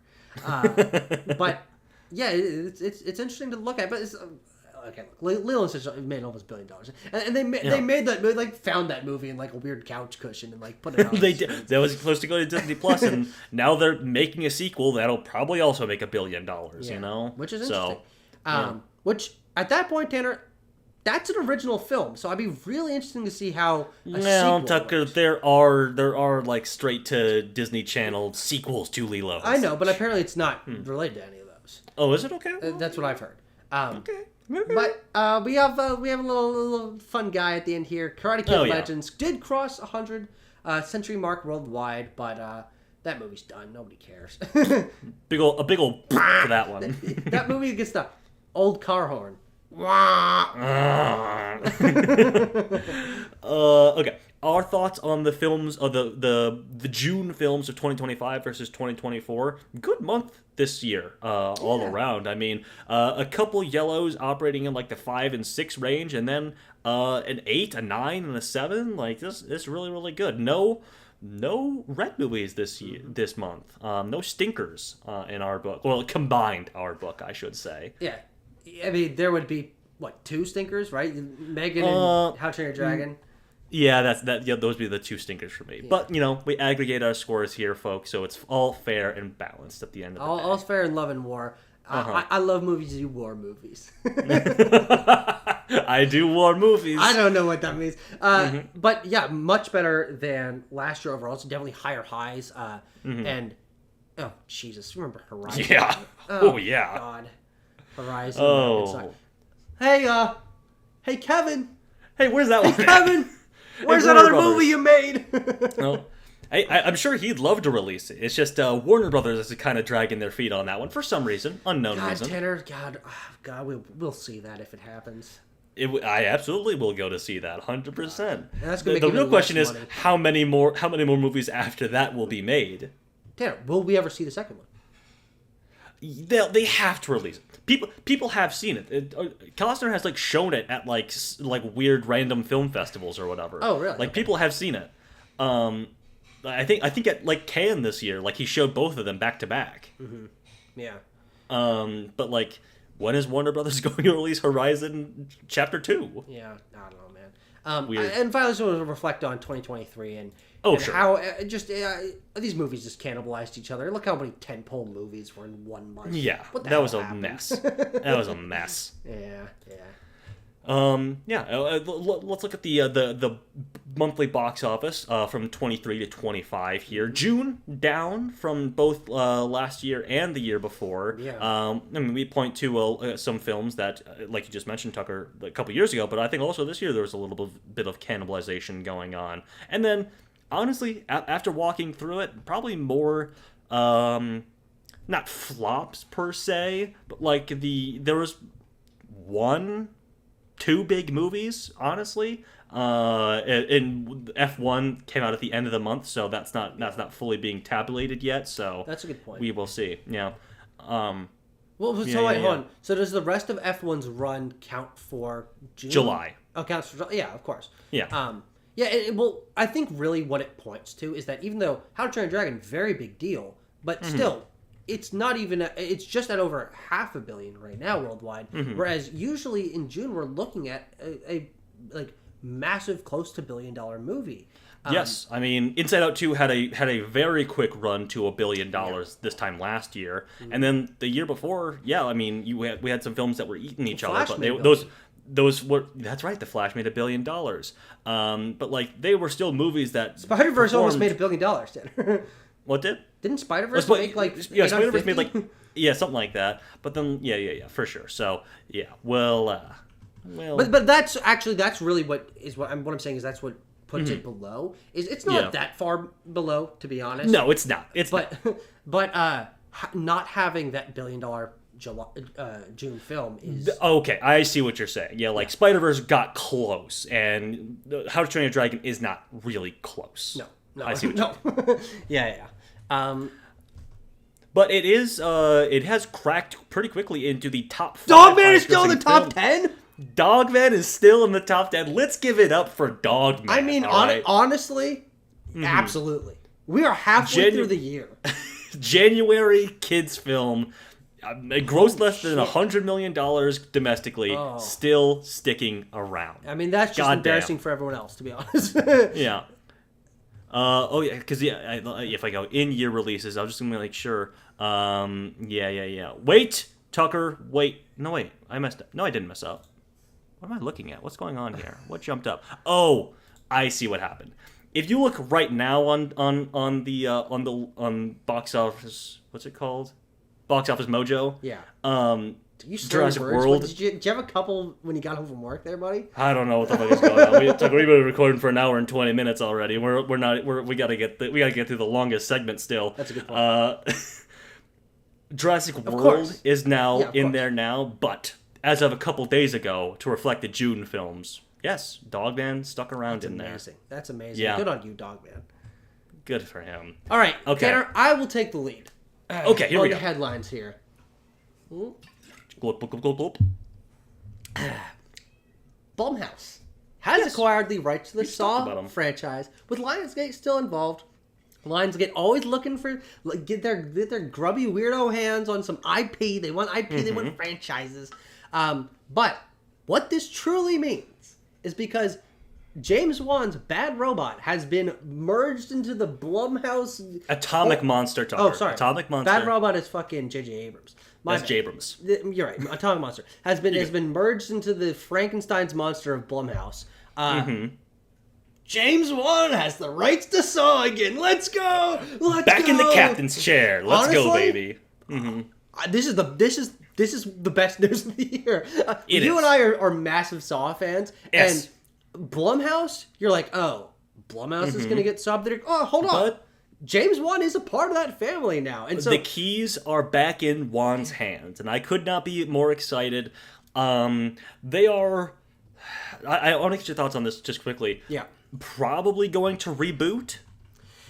Look, here's the thing. Here's what I find very interesting. Well, that you're right. That is interesting because it does defeat why we currently like Saw.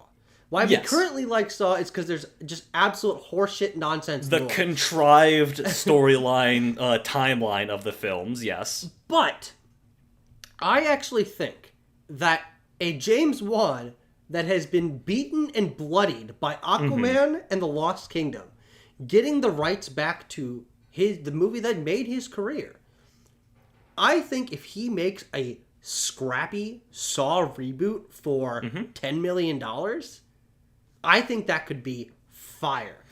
There is no one in the world I would rather, if we have to reboot Saw, there's no one in the world I'd rather have do it than James Wan. Specifically, there's no one I'd rather have do it than the James Wan that was doing massive blockbusters and hated doing it. Yes, if he was on the up and up with the Conjuring stuff as he was in the 2010s, you could see him doing a big budget Saw reboot Saw sequel. But I like this line of thinking. But we're not doing that anymore. He does not want to do that. That's interesting. If he wants to really strip it back, go back to basics, I think that'd be really cool. I think 100%. So here's the honest to God truth. Yes, it would defeat kind of what we have liked so much about Saw in the last 10 years or whatever. But I just want to see what he does. He can do what he wants, and it can be a compelling continuation of the stuff that was set up after him, frankly, well after his involvement. Or it can be something that's totally scrappy and new and from the ground up. I think both are compelling. Exciting stuff. Warner Bros. Discovery has split into two companies again. I know I said I would take this over, but Tanner, what does this mean?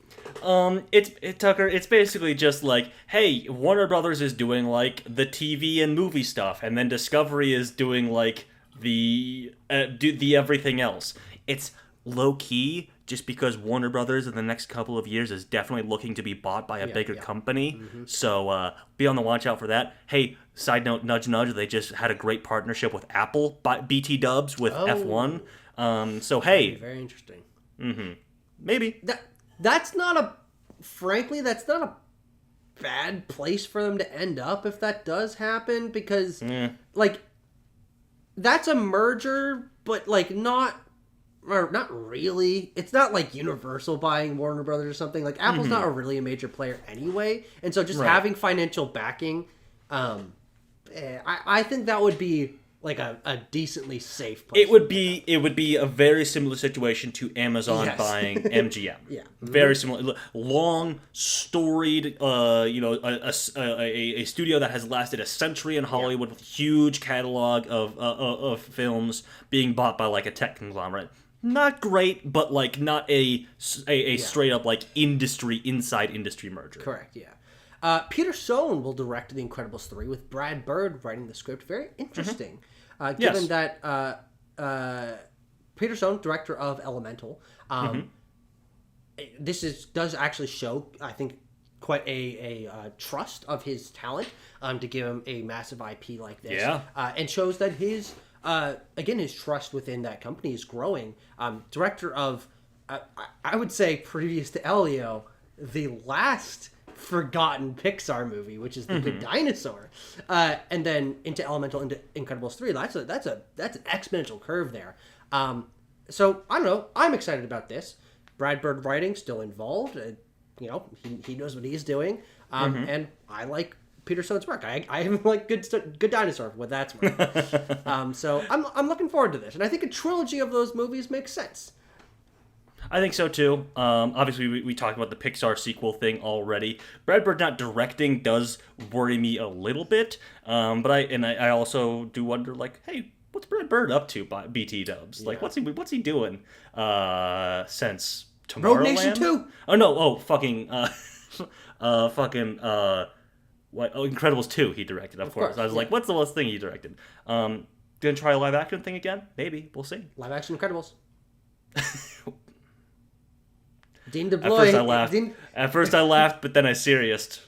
Tanner, it's not impossible. Uh-huh. Holy shit. Okay. Mel Brooks confirms that Spaceballs 2 will release in theaters in 2027. He will be 4 million years old, and he will be a husk on the red carpet. He will literally be... he will, Tucker, literally be 100 years old when that movie comes out. I'm going to be honest, Tanner. Yeah. We will never see this movie. He will die before it happens. That is my honest to God prediction. Really? Okay. I know he's got some zhuzh in him, but like... Uh-huh. When you're in your late 90s... Mm-hmm. Anything can happen. That's risk of just breathing in the universe, let alone being out on a film set, a high energy film set. Mm-hmm. I don't know, man. I don't believe we see this movie.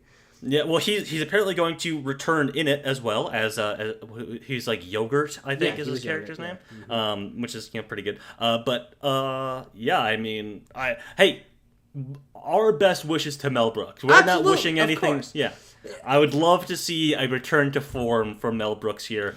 Bring back the spoof movie. We're bringing back Scary Movie. We're bringing back Naked Gun. Let's Tanner, do this. You know how much fodder there is, dude, for Spaceballs 2? Mm-hmm. You have 25 years of Star Wars nonsense. Yes. You have Dave Filoni to make fun of. You have prequels to make fun of. You have sequels to make fun of. Tucker, you have Last Jedi hating incels to make fun of. Oh God, there's so and so. Here's the honest God truth. Mm-hmm. I honestly don't think that he'll be alive when this movie comes out. Just given his age. But I think the project is solid enough to where and has enough potential behind it. To where I do think that it'll end up happening, regardless of if he survives to any point in the production. And also, I need to look. Is he going to direct this? I think so. Yeah, as far as I know. Mel Brooks, Spaceballs 2. We can look at another piece of news here. Yeah, well, another quick one. Glenn Powell's attached to star in a firefighter movie from Ron Howard. Welcome back, Backdraft. Let's go. But also, I mean, just the perfect pairing. Glenn Powell, Ron Howard. I want to hold them up like Bong Joon-ho's trophies and make them kiss. Make them kiss. Yeah. I mean, I'm interested as to. I mean, is there like a rights thing with Backdraft? Like I don't know why you wouldn't just straight up go the legacy sequel route with this, like everything is doing nowadays. But it's better if it's not a sequel. That's a fair point too. I mean, I would rather it just I would rather it just be basically Backdraft 2 instead of literally Backdraft 2. When was the last firefighter movie you got? Backdraft? Or no, I guess there was the fucking Kosinski one. Oh, Only the Brave. Yeah. That's a good point. And Is Those Who Wish Me Dead a firefighter movie? No, that's more just a forest fire. That's just a movie where there's a fire. Yeah. But I'm excited for this. Can't wait to see what comes out of it. Catherine Bigelow. Tucker. I gotta say, Josh Greenbaum is directing the film. Interesting. Okay. Yeah. All right, Mel Brooks is only producing and acting in it, which means that as soon as they have sets and costumes, he is going to be filming his segment first. Yeah, 100%. Catherine Bigelow's A House of Dynamite will release on Netflix in October on the 24th. Do you know what this movie's about off the top of your dome? Tucker, this is a film that recounts the events in real time of the White House as nuclear missiles are heading towards it. Sick. Okay. Yeah. I'll watch that. It's got like Idris Elba and Greta Lee and a couple other folks in it. Oh, great. Yeah, trustworthy faces. Absolutely. Marvel has slated an untitled film for release on December 15th, 2028. That's all I have to say about that. Yeah, probably. Aaron Sorkin will write and direct a sequel to The Social Network. Tanner? Let's slam the brakes. That's fucking crazy. Yeah, that is crazy. B, he just kind of said this. It's unclear if, like, Eisenberg is coming back for this. It is unclear what this... He would. He would? Okay. Well, I don't know. Sorkin said like that he I'll try and find his quote after I try to recount this, but like he said this, like, well, because you can do everything. It's not gonna be about just Zuckerberg in like the 2010s and 2020s anymore. It's gonna be about like the political, the spreading of like political rumors and lies. It's gonna be about misinformation. It's gonna be about like, the impact on kids and teenagers and international countries and shit like that. And I was like, whoa. That's a lot to put in a movie there, buddy. Whoa. It's gonna be about something. And specifically, about a guy whose most of his story that we know about him now happened after the release of The Social Network. Yes. And so, I mean, this would be fucking crazy to see. It would be crazy. To me, it sounds like he's maybe ideating on like, oh fuck, like a Dumb Money sort of situation where it's just like a bunch of different stories that are like surrounding Facebook, and like maybe Eisenberg returns and is Zuckerberg in one of those. Yeah, maybe Tanner, this is a reference for only you. Maybe it's like Ziegfeld Follies, where he like is, where he's like at the very beginning of it, and he's like, these are all stories that were part of my great empire. Stories, and then we and we look at the fucking Cambridge Analytica trials or whatever the fuck. Oh god, but I mean, but he's involved in like all the stories, all the potential stories about Meta and Facebook. But there's gonna be like a story that's like it's like Nick Offerman and like McKenna Grace or whatever, and she's like, my uncle's becoming a right-wing like conspiracy theorist on Facebook. Oh god, that's so accurate. Oh yeah, fuck, it's gonna be exactly that. Tanner, if this happens. Tanner, yeah, get your broom out, clear the runway. Okay, here we go. Would you say this movie has potential for some meta commentary? Oh, Tucker, I think I might have meta commentary and commentary on meta. Wowee. Yeah. Wowee, I took off my up key here on accident there. Oh, that's fine. You don't need that. All right. Denis Villeneuve is officially attached to direct the next James Bond film. Mm-hmm. Yeah, okay. For us, James Wan having Saw is the big news of the month. The real big news of the month is that the next James Bond film has a fucking director. And it's the guy that has 20 projects that he's already working on. Yes. This is, I believe, it's the guy that takes 3 years to make a movie, and he has 12 movies that he's working on. What the fuck? This is next up after Dune Messiah. With Dune Messiah slated for release next... Yeah, I think it's pretty obvious. Yeah, you got Jeff Bezos be like... breathing down his neck, cutting a huge check to Denny about this, for this thing. I mean... We'll probably get a James Bond casting before the end of the year. Yeah. And we'll probably enter... Honestly, to me, just in general, that's a bigger deal than whoever's directing it. Yeah, honestly. And I mean, they've like released like who the wish list is, and it's like three pretty boring choices, honestly. I was hoping that we'd go in an interesting direction with James Bond, but it doesn't seem that way. It seems what the direction that they're going is like... Get a guy who can make this thing a big event blockbuster, and then get like a big star. Like, honestly, if Tom Holland decides to do it, I think that he might be the most likely choice there. Because they said Tom Holland, Harris Dickinson, Jacob Elordi are the three that they wished for. I think Elordi would be an interesting pick, to be honest. Yeah. I don't know. Dickinson would also be interesting. Dickinson, though, as people pointed out, like. He's tied up for the next couple of years making fucking Beatles. Beatles, that's right. Oh, man. Yeah, that's an interesting project to try to wrestle him for a fucking... And I know picture. Holland is Spider-Man, but like, how much longer does he want to be Spider-Man? Does he want to move on to a role that allows him to like grow up a little bit and not be like perpetually a teenager, basically? I don't know. Yeah. Well... We'll be following this. Tanner, what are your thoughts on Villeneuve as a Bond director? Because to my mind, not only am I a little bit frustrated with this, given the interest that I had in the other projects he had coming up that will now either not be happening at all or be delayed significantly, but this doesn't seem, to my mind, to be within his strengths, and so I'm not particularly sold on this. But nothing I can do about it, and hopefully it's great.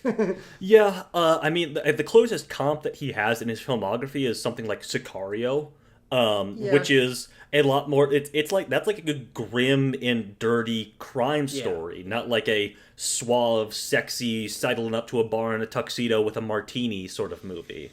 Yeah, which they don't want a gritty Bond. But, no, Amazon wants their thing to be slick. Exactly, they want it slick, fairly, anonymous, and they're basically getting a guy who has name recognition, but who can also be trusted to deliver like solid action and scale and things like that. I've also heard apparently that Villeneuve will not have final cut on this movie, which is probably what alienated directors like Nolan, who's been pretty out and open about wanting to do a Bond movie, but Nolan is not going to do a movie where he doesn't get final cut. Villeneuve surprisingly was okay with that, which I was a little taken aback by. But so this is going to be a brand safe Bond movie for sure. Yeah, it's interesting. I mean, just given the Amazon aspect of it, 100%. Yeah. I think Villeneuve just wants to be desirable, which he absolutely is. Yeah, but he is. But this is definitely, in terms of name recognition, the biggest problem. Because he's worked in franchises. But Blade Runner and Dune, before him, were, in the modern sense, not particularly relevant. No, absolutely not. He already had that respectability factor. So part of me leans towards this idea that, like, maybe he like wants this to boost his stature in Hollywood a little bit to like go ahead and make a Rendezvous with Rama or whatever. And what were he like Nuclear War, a Scenario, or whatever the fuck these other movies that he wanted to make were. And Cleopatra, like maybe he wants that, but I'm like, dude, you already have that. You already have that cachet in Hollywood with these Dune movies. So maybe it ultimately is as simple as, I mean, for somebody of his age and like Nolan and whatever, like James Bond, these movies from like the 60s, 70s, 80s were like very important to him growing up as like a film enthusiast, as someone who is interested in making action films. Like they probably were important to him, and people of his generation like always say like, I'd love to make a Bond movie, of course. Yeah. Moving on, we've got one of the masters of modern action in Denis Villeneuve, but Michael Bay. You want to talk about the massive modern action? Absolutely. Michael Bay is back directing or developing live action. Developing to direct specifically. Josh Cooley and Michael Bay are developing live action Transformers movies. Interesting to note, for those of you who don't remember, I believe Josh Cooley was director of Transformers 1. The animated film. So I guess one of these is the Rise of the Beast sequel. You'd assume that's Josh Cooley. Yeah. If they're doing that, or if they're like, I mean, the fact that these are two separate stories, by the way. But Bay and Cooley are developing two different live-action Transformers movies. Yeah, we'll see what happens. I mean, Bay is also someone who, within modern times, particularly post-pandemic, has not been like doing much prolific in any sense. Yeah. So it'll be interesting to see if he's able to like get together another massive project. Off the top of my head, I can't remember what other projects he like was said to have in development, but I guess this would take priority. Well, Tucker, there was the big one that caused a whole tizzy about a month and a half, 2 months ago. Oh, Skibbity Toilet. Yeah, that's right. Yes. Is that gonna? So I don't think we ever talked about this on this show. Yeah. But like. So there was the reporting that like he's doing it, it's happening. Here's a poster, here's a teaser image and everything like that. And then like that was being debunked. But then Bay came out on Instagram and was like, I have all these scripts. Look at all these scripts that I have just laying around my house or whatever. And you know what? None of them are for Skibbity Toilet. And so everyone's like, I guess he's not doing Skibbity Toilet, okay? And then we've not heard about it since. Yeah, that's weird. But I mean, his live action Transformers movies were really hit or miss.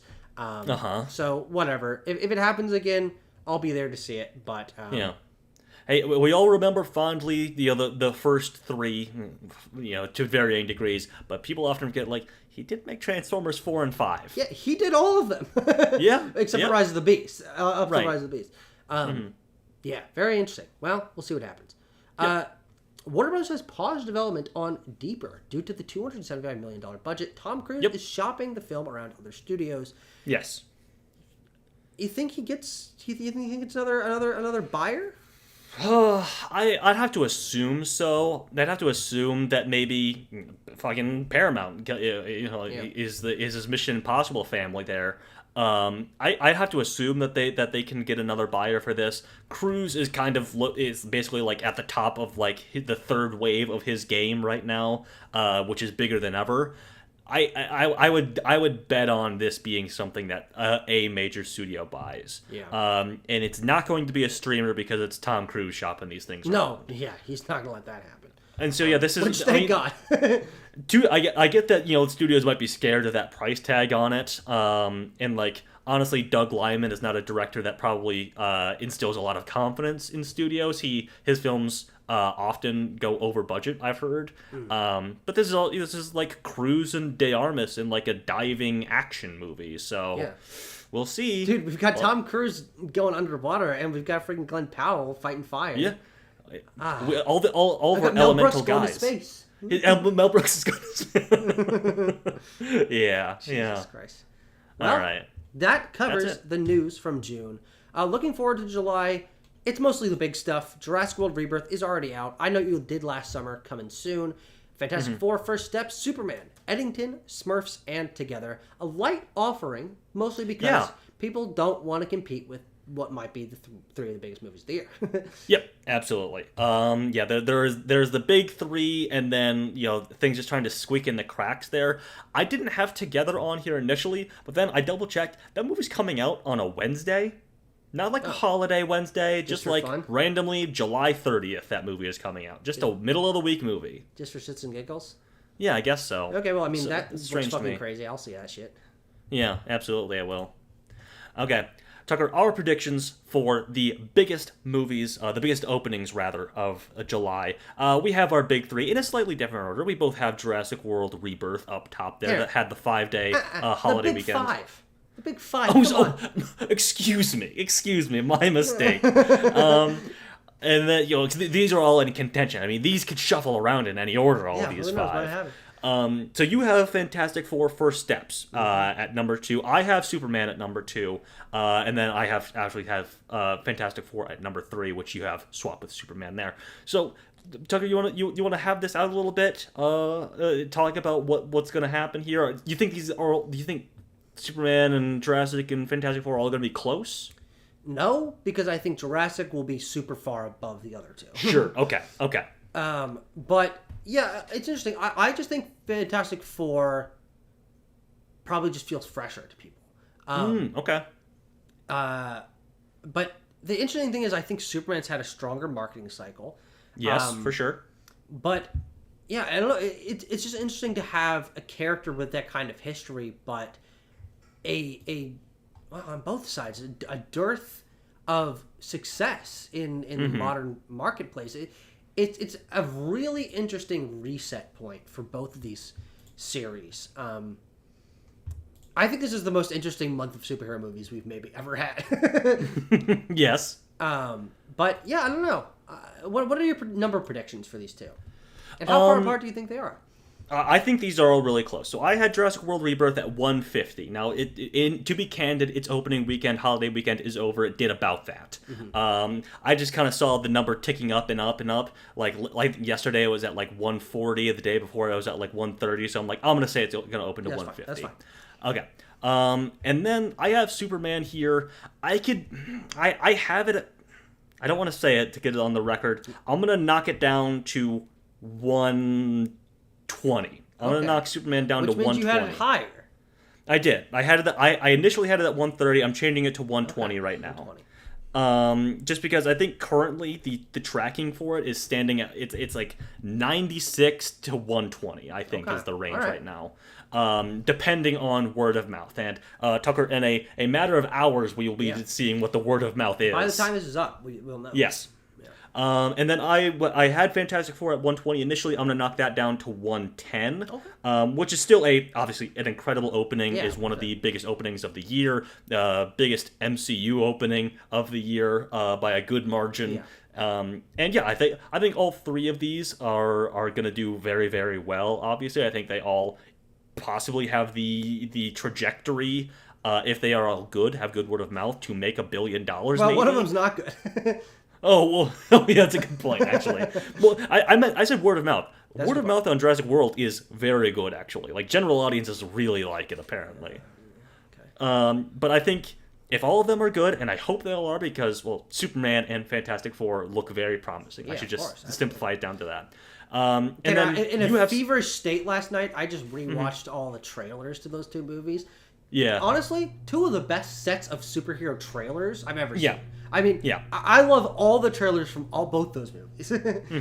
I'm giving Superman the edge because of just the super strong marketing push for it that Warner Brothers has mounted. Best side of that marketing cycle is how much on-set shit they filmed that then they're just like able to make into all these like little weird half-assed things, the little fucking the little Scout Gazando bits, the little fucking Lois Lane bits. Oh god, it's so good. Though I might contend that Fantastic Four might ultimately at the end of the day outgross it, just because it has that August run to run all the way through as well. Oh, that's very interesting. Yeah, that last bit of July, is a really healthy spot to land in. Yeah, but again, I think it depends on like what the word on these movies is, because it's been a little rocky. People are excited for it, but every so often you'll hear a little chirp that like, "Hey, Superman sucks." Actually, people say that they've seen it, and then like Fantastic Four had like test rating, and people were like, "People said it was mid. People said it sucks." Yeah. Well, we'll know one of those very soon. We'll know both of them by the time we're back here next time. Smurfs and I Know What You Did Last Summer. I don't know, man. I honestly just think people don't know what I Know What You Did Last Summer is, and I don't think they care. The fucking hook is not interesting. It's not an iconic thing. Freddie Prinze Jr. is not a fucking he's not someone that people go see movie. When was the last time he was in a movie? You know what, Tucker? I think you probably have the correct order on these. I'm gonna stick with what I had though. I think I Know What You Did Last Summer. I think you're making a good point. I think that's gonna be a hard flop. I think we might. I mean, I'll say my numbers just because I kind of have to, but I think I'm positing right now that they're way off. I had I Know What You Did Last Summer at 25 and the Smurfs at 20. I think the Smurfs might still make 20. I think I Know What You Did Last Summer is going to make less than that, but I'm sticking with what I locked in a couple days ago. So, because I would never trust you again if you did that. That's true. You'd never trust me again. Yeah. You never trust me again. But, folks, I hope you continue to trust me and us on our box office takes and prognostication in the months to come. Folks, you know what we do this summer. That's right. You do know what we do this summer, and that is talk about the big movies that release. Shorter episode probably next month, as we will only be talking about 6 movies, basically, instead of 10. So thanks so much for sticking around for this extra long version of Box Office Banter. We'll see you next time.